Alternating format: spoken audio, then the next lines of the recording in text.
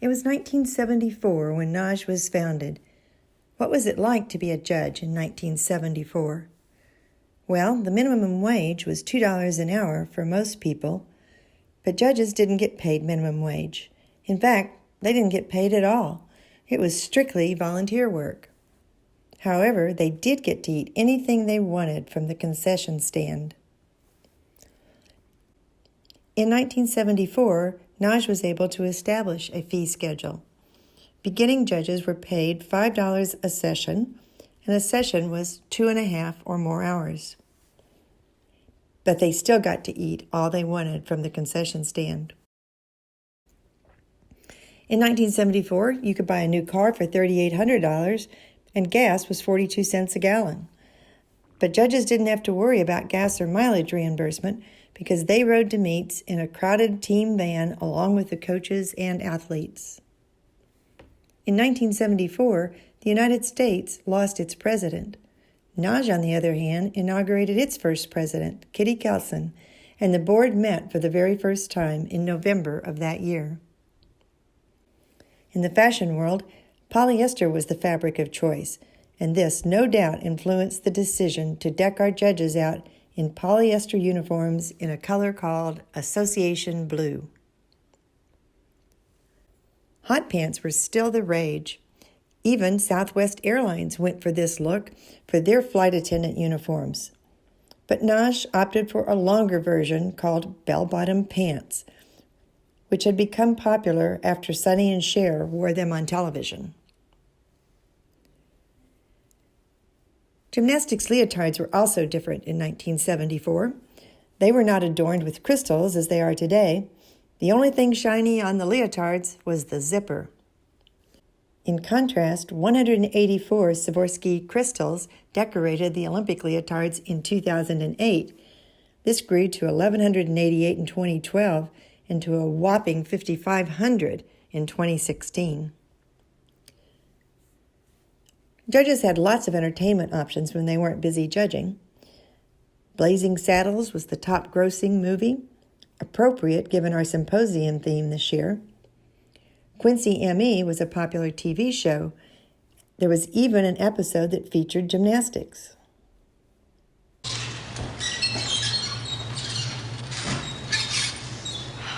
What am I doing wrong? You're rushing your routine. Would you just relax?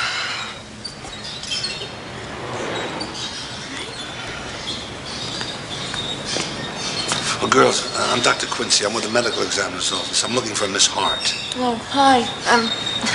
I'm Ann Kaiser. Nice to meet you. Miss Hart's due back any minute now. Is there anything I can help you with? No, I'll wait. Do you mind if I watch?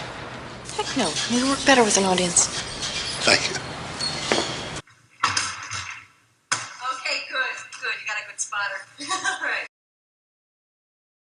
When it came to music, Barbra Streisand had the #1 song on the Billboard charts. Her hit single, The Way We Were, used both piano and orchestra. Recorded, orchestrated music, however, wasn't allowed in gymnastics in 1974. Only piano music was allowed. So, in 1974, each team brought a pianist with them to the competition. An important peripheral person in all these gymnastics competitions is the accompanist. Each team brings their own, and the performance and the music must be perfectly joined together.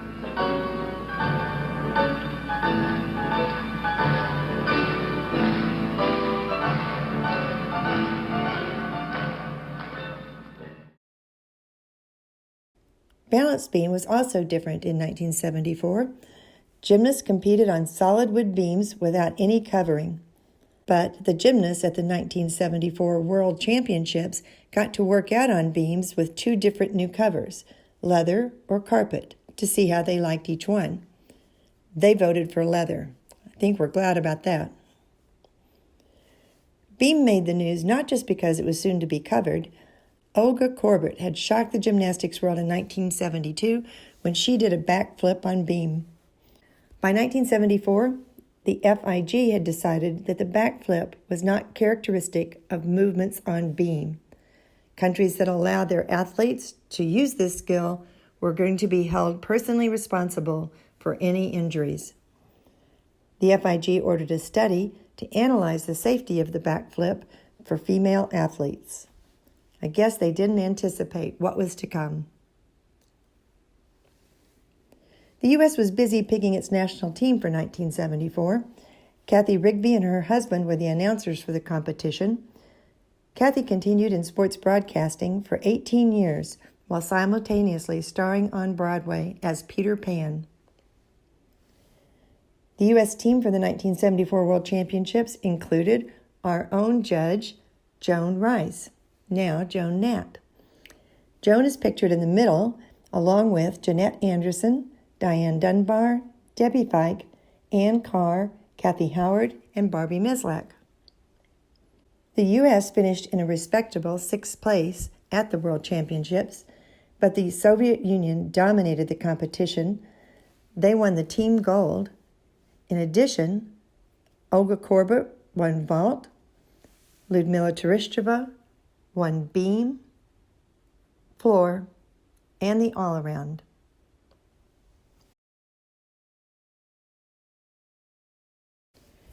In 1974, the United States Gymnastics Federation, USGF, had only been the governing body for 4 years. Verena French was the vice president for women. She was also one of the founders of Judges Certification, Inc., JCI, a group formed in 1966 to establish a credentialing program for judges. Verena scored all of our tests from 1966 to 1994 when injuries from a car accident forced her to give up the job. Today, Connie Maloney administers all of our tests, and Annie Heffernan is the vice president for women's gymnastics. Both have been important advocates for judges and have made significant contributions to our history. USGF published a magazine called USGF News. Let's take a look at one 1974 issue. The editorial by Frank Bauer told the story of the darkest day in the FIG's long existence. This was a result of political maneuvering that resulted in the World Championships being moved from Munich to Varna, Bulgaria. This edition also reported on Olga Korbut's appearance at Expo 74 in Spokane, Washington. Turn the page and you'll see that Joan Rice had made history by winning the national championships for a 4th straight year. That record stood until just recently when none other than Simone Biles surpassed the record. Gymnast magazine was also published in 1974. A popular section was called Girl on the Beam. It featured one picture each month highlighting a local gymnast or a team. In this issue, the girl on the beam photo was Joni Miller from Nard's Gymnastics in Amarillo, Texas. In a later issue, this photo was featured with the caption, "Girl on the beam? Or is it under the beam?" The magazine also printed news about collegiate gymnastics. The 1974 Nationals were sponsored by the Association of Intercollegiate Athletics for Women. The meet was won by Southern Illinois University. Although the NCAA sponsored the men's national championships since 1938, it was not until 1982 that the NCAA sponsored the women's nationals. However, at the men's nationals in 1974, computers were used for the first time. In an article by Jim Walton, he answered the question, "What can a computer tell you?" Well, he said, it can give you the standings in any given event. It can give you the team total at any time during the competition, and it can tell you where a given performer stands in the all-around. We've come a long way with live scoring available over Wi-Fi on smartphones. 1974 marked another important first. It was the year of the first USGF Junior Nationals. The competition had 15 athletes in total from 7 of the 8 regions. A car accident prevented Region 5 from making it to the meet. There were 2 age divisions, junior and senior. The meet was exhausting for the athletes because they competed compulsory and optionals on the same day. There were lots of falls attributed to fatigue. The meet was changed to a 2-day format the next year. In contrast, the 2019 Nationals had 12 age divisions with 56 athletes in each, for a total of 672 competitors. Region 5 not only made it to Nationals this year, they won the Super Team Award. In 1974, the world was preparing for the new compulsories that would come out a couple of years later. The film test was a controversial subject. Jackie Fye reported that she had heard the routines would be on loop film. Quote, "This is very unfortunate. The cost is prohibitive. It would be so nice to have them available on Super 8 film." Unquote. In the junior program, another controversy was brewing. Renee Hendershot reported in the USGF News that she had been approached by a befuddled coach with the compulsory routines in hand, saying, "I would like to know what you judges are looking for in the pre-flight for the layout squat vault." Those who were involved in gymnastics in this era will recall that at one time the pre-flight was supposed to be high, and at another time it was supposed to be low.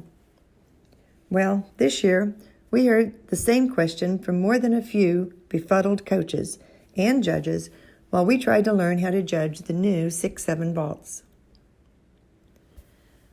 Finally, one of the 1974 issues of Gymnast magazine printed this photo of the nation's top judges and asked readers to name them. Unfortunately, the answers weren't provided, so we would like to invite you to help us with the names. We will post copies of this photo in several symposium rooms, and if you recognize any of the judges, please write the name on the photo. One thing that you'll notice that has changed is that these judges aren't wearing a uniform. There's nothing that identifies them as meet officials. They say a picture is worth 1,000 words, and this next picture says it all. In closing, Lee Bella prepared the historical overview for our last National Symposium held in Atlanta in 2014. She passed away unexpectedly a year and a half later. The history section of the NAWGJ website is dedicated to Lee because she was such a great historian and web communicator. In memory of Lee, this video will close with the last slide of her 2014 presentation. Far from being the end, we're here to explore new frontiers and steer our path forward. We hope you enjoy the program and the camaraderie of this, our 45th anniversary.